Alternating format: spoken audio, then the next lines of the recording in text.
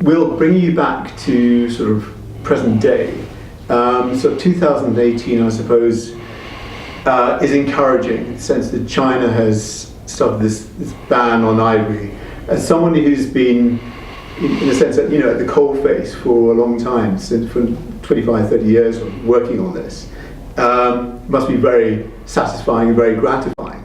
I imagine in a way you probably feel as if it's a battle won rather than the war being won necessarily, but it's hugely significant, isn't it? It is, and China so often sort of portrayed as the bad guy in wildlife stories. On this story is the good guy, and has broadly, along with the United States, led the world, led the non-range state world. In other words, for countries that don't have wild elephants. Of course, there are many African countries, Kenya, Niger, Ghana, Gabon, and others who have been relentlessly pushing Ethiopia, pushing for better protection for elephants and for the end to domestic ivory markets and ivory trade. But it sort of has to come from the big market players like China, the US, and the EU. Yeah. And so for China to go from zero to hero in about 24 months, and close down its ivory carving factories, close down any government outlet selling ivory, is a very powerful message within Chinese society. Things don't happen by accident there. If the top guy says, and tomorrow the sky is green, most of the country believes that next day the sky is going to be green. It is the way it goes. And in a sense, it accelerates a process which might take a lot longer in a Western democracy. And an example of that is the fact that we've been pushing for the UK to take action on this for decades. And now, literally, start of 2018, the government consultation process is over. They've had a huge response, over 60,000 responses to the government consultation process. I suspect that the vast majority of those will say shut down our domestic markets. And we're waiting now for Michael Gove, supported by Boris Johnson, who's been a bit of a good guy on this, and William Hague, and others from all parties. I mean, the thing is, closing down our own domestic ivory markets, dealing with the bit of the ivory trade that we can deal with directly, is supported overwhelmingly in the country, overwhelmingly in all political parties, overwhelmingly by conservation experts. And so the door is wide open. Yeah. We just have to see what the terms of it are. And there probably will be the odd, very carefully crafted exemption. I know that people who own musical instruments, for example, pianos that contain ivory and bagpipes, I think is the other one that contain ivory, they've pleaded their case and said there has to be some kind of exemption for us because you're going to take away. We're not in this for the ivory. Yeah. We happen to be playing instruments that contain a very small amount of ivory, and I think the government may be sympathetic to that.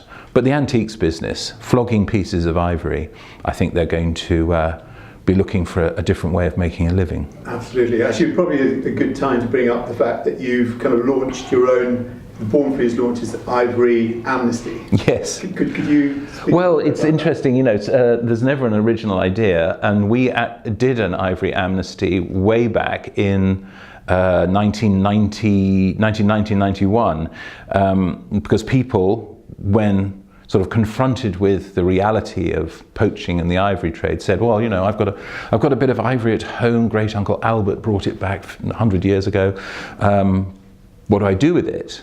And at the time, the amnesty approach we took then was keep it, put it back on the shelf, commit never to sell it. We'll send you a little certificate saying I, Will Travers, will never sell the piece of ivory given to me by great uncle Albert. This time we've sort of slightly modified that because people are saying, look, I actually don't want it in the house. So we said, look, if you don't want it in the house, send it to us. We will guarantee to destroy it. We might use a couple of particular items for educational purposes because we need, it's important to show kids and others what an ivory chopstick looks like if they've never seen one. Yeah. But we would, on behalf of those who give us the ivory items, we would destroy them and remove the potential that they have for future sale. And that amnesty ends when? Is it, have you put sort of date on it? Well, we're running it for the next month or so, because we want it to coincide with what we think is likely to be the timing for the announcement of what the UK's government's measures will be on ivory trade. And then I fully intend to invite Michael Gove to come along and help us destroy whatever ivory has been sent to us. We need to see significant progress and leadership by the government on these issues, whether that's as part of the European Union, whether it's just part of as part of the Commonwealth, as part of the international community, as a member of the G7, G8, G20, whatever forum we are in, we need to show leadership on, and urgent leadership on, environmental issues. So it's plastics, it's a runoff from agricultural waste going into the sea and creating dead zones, it's ongoing illegal trade in products like ivory, rhino horn, tiger skin, pangolins, you name it. It's the use of wild animals, the exploitation of wild animals as pets, which is wholly inappropriate. It's trophy hunting. We have an opportunity to, and I think he just may be the person to take all this on board and do something different.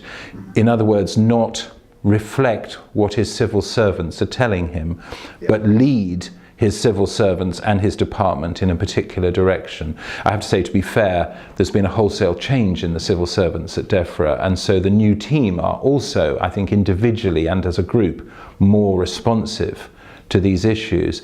But I'm going to go and see him fairly soon, and I hope I get a warm response too. I'm sure you will. I'm sure you will. I hope so. Could you give an idea on Born Free Foundation's kind of reach? You know, we are of a certain size. We are not one of the, big organizations, ones with black and white animals as their logo, for example. So what we do is, in terms of programmatic work, is largely to try and set examples. We can't change the course of history with regard to the ivory trade on our own. We don't have that kind of clout, not yet. But we do a range of projects from dedicated species conservation, so Ethiopian wolves, a very good example. We spend millions every year, not we, the world spends millions, probably tens of millions every year on giant panda conservation, for example. And there are somewhere between 1,600 and 2,000 giant panda in the world. Well, there are 500 Ethiopian wolves. There are none in captivity, thank goodness. They're only found in Ethiopia. They're only found about 10,000 feet above sea level. And can we raise $500,000 a year for, so £350,000 a year for Ethiopian wolves? I wish. And yet many of the people watching this have a dog. And every dog we have came from a wolf many millennia ago. So I appeal to dog owners, if you want to do something that shows a little bit of respect for where your dog came from, then do something for wolves. It seems straight line as far as I'm concerned, but for some reason there is still a sort of disconnect in people's minds.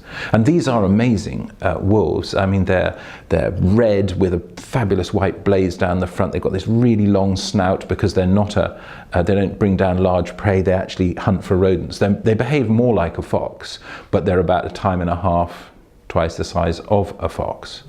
And the threat that they face is not the traditional threat. They're not shot as trophies. They're not persecuted by local people in particular. The problem is that around the protected area where they live, there are communities. These are herders, and they have their dogs, and the dogs have rabies. They pass the rabies to the wolves. And the last time we had a serious outbreak, we lost 20-25% of the world population of a species in a few months. So, but it's soluble. We can deal with this issue. We can provide a rabies vaccine in tasty morsels and spread it outside the dens of the wolves, and they go and eat it, and they auto-immune. So it's soluble, but you have to repeat and repeat. You can't do it, the vaccine only lasts a year, so you have to just keep on doing. That's why the project must go on forever. We've been doing it 20 years now, along with the Ethiopian Wolf Conservation Project. I mean, from very, very small beginnings, 6 people in a room in Chelsea, we now have a sister organisation in the United States, and its main focus there is on issues to do with legislation like the Endangered Species Act, protecting the Endangered Species Act from efforts to undermine it that some members of the current administration seem to be intent on doing. We also have the biggest primate sanctuary rescue centre in the United States, down in Texas. We have over 500 rescue primates that live there, and we look after them. And these are animals that have been confiscated by the authorities, or they've been bought as a pet by somebody, and then of course they find out later on that this is not the surrogate child that they hope for, as it shreds their living room or shreds their leg. So we have that. Then we have Born Free in Kenya. And our main focuses there are lions, both in Meru, which is actually where Elsa's buried, and also in Amboseli, where we look at human-wildlife conflict, lion predation on livestock, and how we can work with communities to mitigate that. We have Born Free in South Africa, with the 2 rescue centres. We also have Born Free in Ethiopia, where we focus on not only Ethiopian wolves, but also elephants in a huge reserve, 7,000 square kilometre reserve, which is running almost on fresh air. And we're one of the only organisations helping support that and helping develop plans to bring in resources and apply them. We also have a big rescue centre just outside Addis with cheetah that have been rescued from the live trade of cheetah cubs into the Middle East as pets. We've got about, I think, 11 cheetah there now, about 9 lions. In Sri Lanka, we're looking at elephants, again, a hugely human population dense country like Sri Lanka has 5,000 wild elephants living there, and that speaks volumes about the levels of tolerance that human society can accord to elephants, if that's what they're so minded to do. And it's a sad reminder of what we've done in so many parts of the Western world. We've removed the animals that are a pain or a threat to us. Wolves have gone from almost everywhere, bears have gone, lynx have gone, mountain lions under persecution in the United States, etc., etc. So when we see these other countries, we actually see examples of how we could live a more tolerant life. And I suppose that sort of is what Born Free, if you want to try and sum it up, Born Free tries to promote the idea that we can have a more tolerant, inclusive society where our burgeoning human population can still get on with life on Earth, but we can't do it in a passive way. It has to be active, it has to be driven. We have 7 and a bit billion people on the planet now. By the end of this century, the UN prediction is 11 billion. And in Africa, for every 1 person alive today, there'll be 4 people by the end of this century. And you just have to ask yourself the question, will there be room for life on Earth, for non-human life on Earth, if we can't go through the next 80 years without a plan?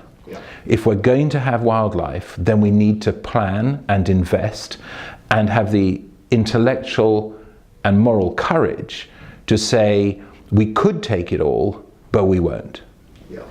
And of course that's increasingly including local communities, isn't it? Education, it's bringing in another source of income for people locally through tourism.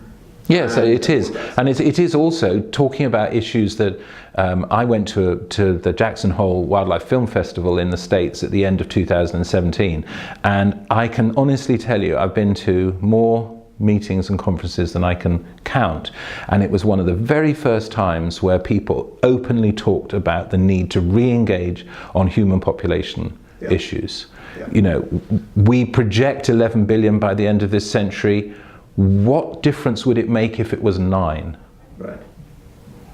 If there were 2 billion fewer people than the projection, it's still 2 billion more than we are now. But if we could slow the rate of human population growth, if that means a more equitable sharing of resources and empowering women in particular, and giving people the opportunity, if they so choose, to practice family planning, then we mustn't walk away from those issues. You know, when I was in Kenya as a boy, there were about 8 million people in Kenya in 1964. Yeah. Now there are 45 million people in Kenya. Yeah, amazing. In 50 years. Yeah, extraordinary. Yeah.